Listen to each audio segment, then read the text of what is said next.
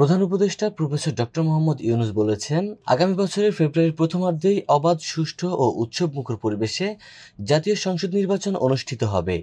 নির্বাচন ছাড়া কোনো বিকল্প নেই বলে তিনি স্পষ্টভাবে জানিয়েছেন। গতকাল ৩১ আগস্ট রাষ্ট্রীয় অতিথি ভবন যমুনায় প্রধান উপদেষ্টার সঙ্গে বিএনপি, জামায়াত ইসলামী ও জাতীয় নাগরিক পার্টির বৈঠক শেষে প্রধান উপদেষ্টার প্রেস সচিব শফিকুল আলম সাংবাদিকদের ব্রিফ করেন। এ সময় তিনি বলেন, প্রধান উপদেষ্টা রাজনৈতিক দলগুলোর সঙ্গে আলোচনায় নির্বাচন আয়োজনের প্রতিশ্রুতিপূর্ণ ব্যক্ত করেছেন। প্রধান উপদেষ্টা স্পষ্টভাবে জানিয়েছেন, তিনি জাতির উদ্দেশ্যে ভাষণে নির্বাচনের যে সময় ঘোষণা করেছেন সেই সময়ের মধ্যেই নির্বাচন অনুষ্ঠিত হবে। এ সময় প্রেস সচিব জানান, প্রধান উপদেষ্টা বলেছেন, কেউ যদি নির্বাচনের কোনো বিকল্প নিয়ে ভাবে সেটা হবে এই জাতির জন্য গভীর বিপজ্জনক। প্রফেসর ইউনূস জোর দিয়ে বলেছেন, অন্তর্বর্তী সরকারের প্রধান দায়িত্ব হচ্ছে অবাধ ও শান্তিপূর্ণ পরিবেশে সুষ্ঠু নির্বাচন আয়োজন করা।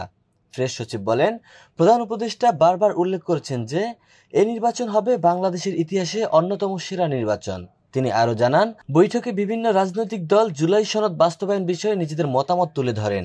এ সময় জাতীয় ঐকমত্য কমিশনের vice president doctor Ali Riaz এবং প্রধান উপদেষ্টার বিশেষ সহকারী মুনির হায়দার প্রধান উপদেষ্টাকে জুলাই সনদ বাস্তবায়নের অগ্রগতি সম্পর্কে অবহিত করেন।